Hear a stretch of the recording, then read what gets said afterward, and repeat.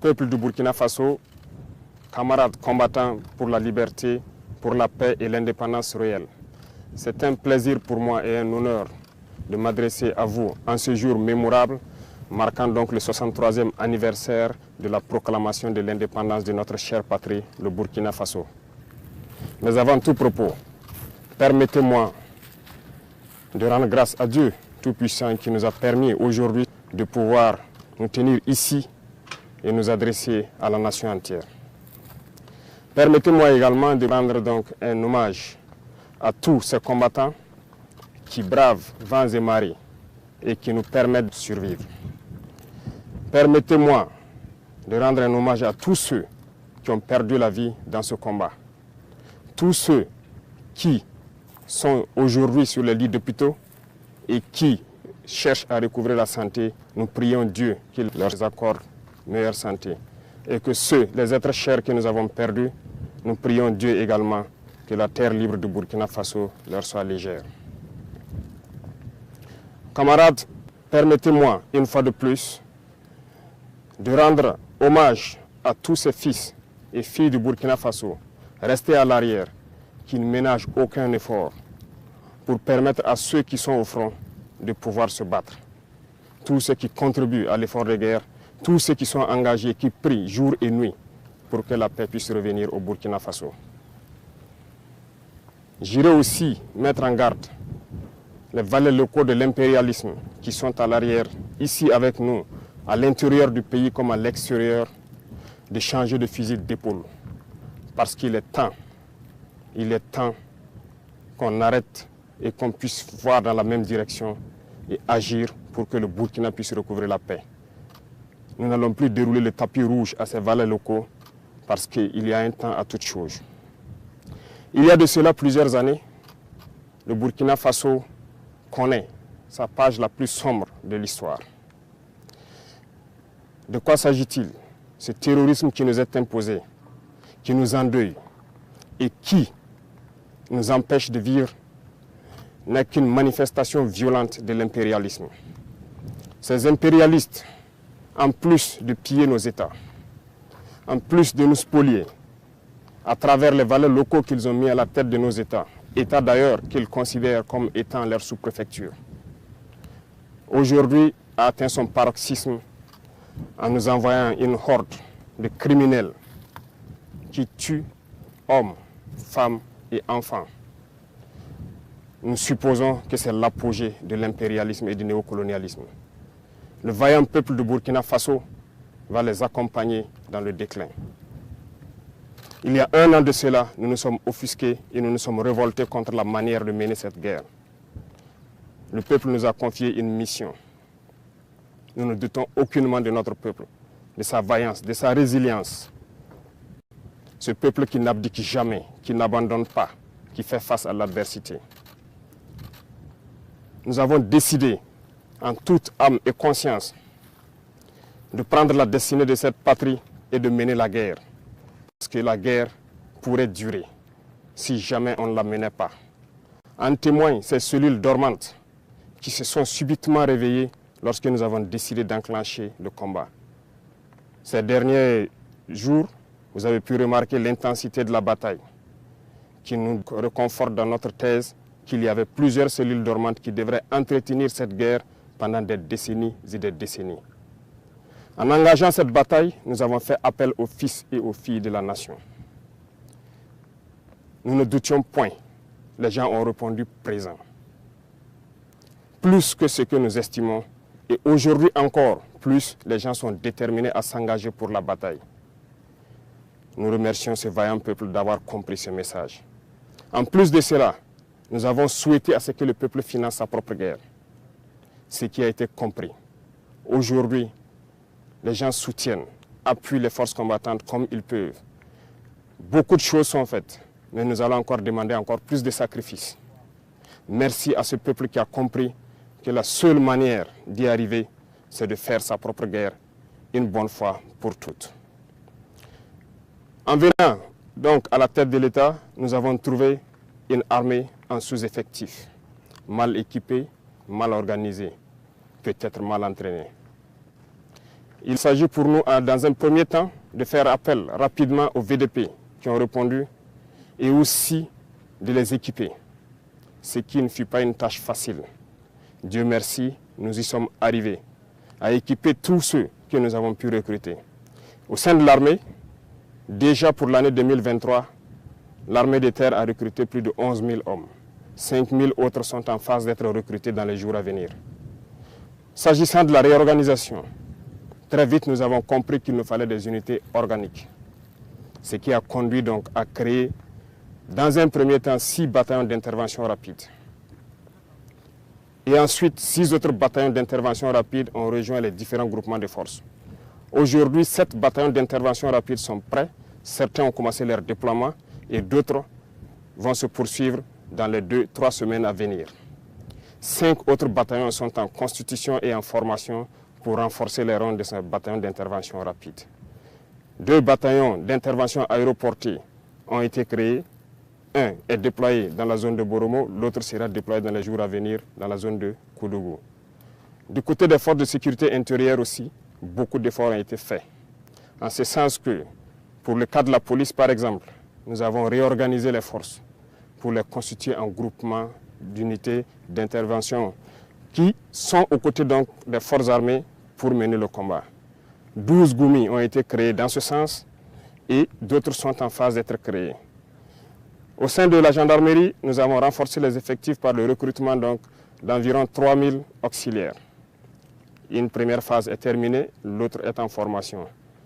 De même que dans les rangs des eaux et forêts, nous avons spécialisé une bonne partie pour former une unité qui pourra agir dans les forêts, qui est aujourd'hui prête.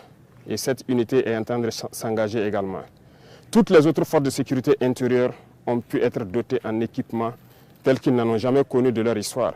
Mais ce n'est que le début, parce que nous continuerons à les équiper et à monter en puissance. Du côté de l'armée de l'air, il a fallu à un moment donné revoir donc notre potentiel aérien. Aujourd'hui, nous pouvons dire fièrement que le Burkina Faso est doté d'appareils de dernière génération qui nous permettent de scruter donc notre territoire à partir des cieux, ce qui nous permet d'engranger un certain nombre de résultats. Les terroristes peuvent aujourd'hui se déplacer d'un point A à un point B, peut-être mener des attaques, mais ne repartiront pas sains et saufs parce que nous les suivons, nous les traquons jusque dans leur dernière demeure. Il est encore temps pour ceux-là qui ont été trompés, qui se sont engagés dans cette bataille, de déposer les armes. Parce que viendra un moment où il ne sera plus possible de déposer les armes. Tous ces bataillons qui sont en train de se déployer, du matériel est encore en cours de route dans les 2-3 semaines à venir. Et lorsque tout cela sera réuni et que tous ces bataillons auront rejoint leur emplacement, cette phase de développement de la guerre tant attendue, les choses sérieuses pourront commencer. Je lance encore un appel à ces égarés qu'il est encore temps de déposer les armes. Parce que viendra un moment, on le répète encore, il ne sera plus possible. Le Burkina Faso a décidé de se battre et nous nous battrons jusqu'à la victoire finale. Pour l'équipement, nous avons fait beaucoup d'efforts avec donc la compréhension de ce peuple qui a accepté de se sacrifier. Aujourd'hui, les unités sont équipées et ça continue de s'accroître parce que nous voulons d'une armée professionnelle, une armée qui va défendre le Burkina Faso à l'intérieur de ses frontières, même au-delà, mais pour l'intérêt du peuple burkinabé. Les efforts continuent et nous allons continuer à renforcer les rangs pour que plus jamais ces situations sombres que nous avons connues ne puissent survenir à l'avenir avec nos enfants, nos petits-enfants. Pour accompagner tout cela, il a fallu aussi, du côté de la santé, augmenter donc la capacité de nos plateaux techniques des différents hôpitaux et de certains CMA qui appuient les forces de défense et de sécurité lorsqu'il y a des évacuations de blessés.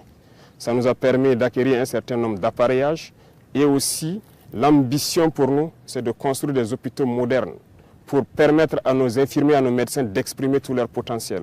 Ce processus est en cours, ce qui nous a permis de pouvoir contracter donc l'hôpital de Gawa et c'est ce modèle d'hôpital que nous voulons dans chaque région et qu'on puisse permettre à nos vaillants soignants d'exprimer tout leur potentiel, tout leur savoir. Aussi dans ce volet de santé, cette épidémie de la dengue. Épidémie de la dengue qui a fait beaucoup de victimes dans nos rangs. Beaucoup ont perdu des êtres chers. Toutes nos condoléances aux familles qui ont été touchées par cette épidémie. Mais cela nous rappelle quelque chose. Nous devons revoir notre plan de salubrité et d'assainissement. Ce qui a été lancé il y a quelques jours de cela, l'initiative présidentielle pour le développement communautaire, prendra en compte ce volet. Et j'invite donc toutes les populations à se mobiliser pour que nous puissions assainir notre milieu. Dans le domaine de l'agriculture, nous avons décidé de nous fixer une mission d'atteindre l'autosuffisance alimentaire. En 2024, c'est un défi. Pour 2023, nous avons lancé l'initiative présidentielle donc, pour l'autosuffisance alimentaire et la souveraineté alimentaire. Il s'agit pour nous d'emblaver un certain nombre de superficies, de donner des intrants à des producteurs, des semences améliorées produites donc par nos chercheurs sur place. Ce qui, aujourd'hui, on peut dire est une satisfaction parce que les résultats sont au-delà de ce que nous avions espéré. Ce qui témoigne encore que nous avons de bonnes terres, nous avons de braves hommes qui savent donc travailler la terre et nourrir les Burkinabés. Ça nous encourage à lancer un autre défi pour 2024. Des engins tels que des tracteurs ont été commandés dans le cadre de l'initiative. Les chercheurs ont été renforcés et on continue de les renforcer pour trouver les semences adéquates. Et aussi ce qui nous a conduit à ouvrir l'usine de Koupela en août dernier pour fabriquer les intrants sur place. L'engrais est produit et pour pouvoir baisser le coût de l'engrais au profit donc de nos producteurs. Dans le même sens, il y a donc l'offensive agricole qui a été lancée par le ministère de l'Agriculture récemment et ça se poursuit dans toutes les régions du Burkina Faso. J'invite donc les populations des différents villages à s'impliquer, à aménager tout ce qui est bas-fond, toutes les terres cultivables. Et nous mettrons tout en œuvre pour les accompagner pour qu'on puisse produire au maximum dans cette saison qui arrive. La contre-saison est également lancée dans les points où il y a des eaux de surface. Et l'accompagnement est fait à travers donc, des semences améliorées produites par nos chercheurs d'un certain nombre de spéculations qui ont déjà été dotées à certains producteurs. On ne pourra pas parler d'agriculture sans parler donc du développement de l'agroalimentaire. Nous sommes en train d'encourager actuellement donc, tous nos importateurs et tous nos opérateurs économiques à se lancer dans la production, dans la transformation. Beaucoup d'usines verront le jour pour qu'un certain nombre de produits alimentaires soient produits au Burkina, transformés au Burkina et consommés au Burkina Faso. Et pourquoi pas exporter. C'est un défi que nous nous sommes lancés et nous comptons sur cette brave population pour nous accompagner à pouvoir réaliser ces défis. C'est en ce sens que nous pourrons donner beaucoup d'emplois donc, à des jeunes qui sont formés, qui malheureusement n'arrivent pas à exprimer leur talent parce qu'il n'y a pas d'espace qui leur est offert. Dans le même sens, le ministère de la Jeunesse a été instruit de mettre un accent sur la formation professionnelle. Cette mutation est en cours en fédérant donc toutes les écoles et tous les centres de formation professionnelle pour que nous ayons une meilleure vue de la formation donnée et de ce dont nous avons besoin pour le développement de notre chère patrie. Camarades, parlant donc du développement du commerce, et comme vous l'avez suivi la dernière fois, il s'est agi pour nous de faire donc une analyse de notre situation économique. Et à l'issue de cette analyse, nous nous sommes rendus compte qu'il fallait prendre un certain nombre de mesures. Et nous avons dit à compter de janvier, un certain nombre de mesures seront prises. Pas pour mettre la pression ou pour empêcher certains d'exercer leurs fonctions, mais c'est pour le bonheur du Burkina Faso. Il faut que nous créions la richesse, que nous puissions employer nos jeunes. C'est dans ce sens que nous allons développer le commerce interne. Nos commerçants qui quittent les villes vers les campagnes, nous allons encourager à ce que ces produits qui partent vers nos campagnes soient produits au Burkina Faso. Donc, nous invitons tout un chacun à prendre cette donnée et à mûrir les projets nécessaires pour que, en 2024, nous puissions donc atteindre cet objectif-là. Sur le volet donc de la coopération, un bon nombre de partenaires ont refusé de nous accompagner, de nous aider à acquérir le minimum d'équipements. Jusqu'au jour d'aujourd'hui, certains équipements dont nous avons payé des avances auprès de certains pays qui sont favorables à nous les livrer, les licences ont été bloquées par d'autres États impérialistes qui n'ont aucun intérêt à ce que nous puissions évoluer dans notre guerre. Par contre, plusieurs autres États ont accepté d'ouvrir leurs portes. C'est le lieu pour moi donc de les saluer et de les remercier pour leur engagement aux côtés du Burkina Faso dans cette lutte. Ici en Afrique, nous avons jugé nécessaire de nous mettre ensemble, surtout au Sahel, parce que nous ne pourrons rien faire sans union. Ce qui a mené donc à la création de l'Alliance des États du Sahel, une alliance de défense a priori, mais qui évoluera vers une alliance économique et bien plus. L'AES est un espace qui est aujourd'hui victime de terrorisme barbare, violent. Mais aujourd'hui, nous avons compris et les peuples ont compris qu'il faille s'unir. Et nous invitons tous les autres Africains, tous ces peuples brimés, à pouvoir s'unir pour faire face à l'adversité. Nous défendrons l'espace de l'AES comme si nous défendons nos propres terres ici. Parce que nous avons décidé de nous unir avec nos pays frères du Mali, du Niger, pour en faire de nos espaces un seul espace. Aller et venir, commercer et défendre, ramener la paix, la prospérité, la sécurité. Parce que nos peuples ont droit au bonheur. L'Eldorado dont nos peuples rêvent, nous pouvons le créer ici. Et nous avons confiance en ce peuple. M'adressant donc aux travailleurs qui ont déjà consenti beaucoup d'efforts pour le Burkina Faso, je vais encore vous demander plus d'efforts en 2024. Il y aura certaines mesures qui seront prises pour encore accentuer sur la contribution à l'effort de guerre. Ça va toucher les travailleurs du public et du privé et aussi les entreprises sur leur intérêt brut. Le taux sera fixé, mais cela doit nous permettre de pouvoir augmenter premièrement la prime de nos vaillants VDP d'au moins 35% et aussi de les assurer une certaine assurance vie, de sorte que lorsqu'ils sont blessés ou lorsqu'ils tombent au champ d'honneur, que la prise en charge soit meilleure que ce que nous connaissons. Donc, il y aura plus de sacrifices qui doivent être consentis à l'endroit donc de ces vaillantes populations qui ont accepté de répondre et qui se battent jour et nuit sur le terrain.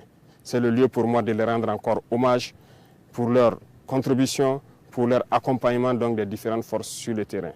Merci à vous. Je ne saurais terminer mon propos sans remercier toutes ces forces combattantes qui se battent sur le terrain jour et nuit pour que nous, à l'arrière, nous puissions vaquer à nos occupations. Remercier donc tous ces travailleurs, commerçants, paysans et éleveurs qui se battent aussi et qui contribuent à ce que nous puissions mener cette guerre et libérer nos terres. Vive le Burkina Faso, la patrie ou la mort, nous vaincrons.